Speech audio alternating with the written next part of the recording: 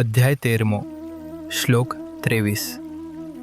આ શરીરમાં રહેલા પરમ પુરુષને ઉપદ્રષ્ટા, સાક્ષી, અનુમંતા, અનુમતિ આપનાર, ભર્તા, આધાર આપનાર, ભોગતા, અનુભવનો પ્રકાશક, મહેશ્વર, મહાન ઈશ્વર અને પરમાત્મા પણ કહેવામાં આવે છે।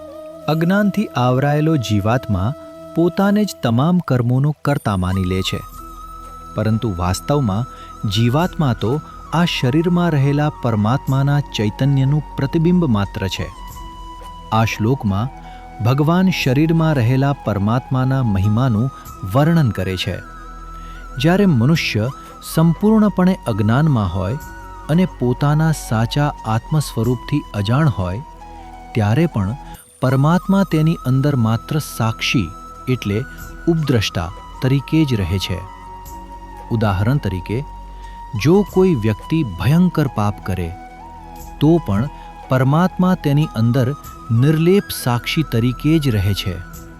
જ્યારે જીવાત્મા સંપૂર્ણ અજ્ઞાનમાં નથી અને તેને પોતાના આત્મ સ્વરૂપની થોડી જાગૃતિ હોય છે, ત્યારે પરમાત્મા તેની અંદર અનુમંતા એટલે અનુમતિ આપનાર તરીકે કાર્ય કરે છે।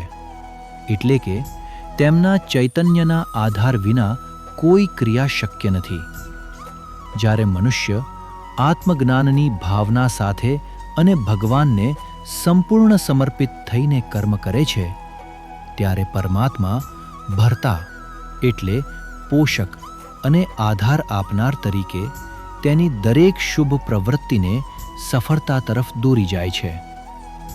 ભગવાનની કૃપાથી આવા કર્મો ફળદાયી બને છે અને જ્યારે સાધક સંપૂર્ણ સમર્પણ અને યોગમાં સ્થિર થઈને પોતાના નિત્ય ચૈતન્ય સ્વરૂપમાં સ્થિત થાય છે, ત્યારે પરમાત્મા જ ભોગતા તરીકે પ્રગટ થાય છે।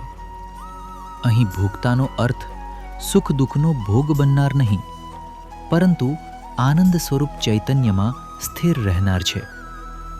શ્લોકના અંતમાં ભગવાન ફરીથી સ્પષ્ટ કરે છે કે આ જ શરીરમાં રહેલો મહેશ્વર જ સર્વોચ્ચ પરમાત્મા છે। ભગવાનનો સંદેશ એ છે કે પરમાત્મા આપણા જીવનમાં ક્યારેય ગેરહાજર નથી। બદલાવ પરમાત્મામાં નથી, પરંતુ આપણી જાગૃતિમાં છે। અજ્ઞાનમાં તેઓ માત્ર સાક્ષી તરીકે અનુભવાય છે, જ્ઞાનમાં તેઓ જીવનના આધારરૂપ બની જાય છે અને પૂર્ણ આત્મજ્ઞાનમાં સમજાય છે કે જે પરમાત્માને હું શોધતો હતો તે તો મારા પોતાના હૃદયમાં સદા પ્રકાશિત હતા।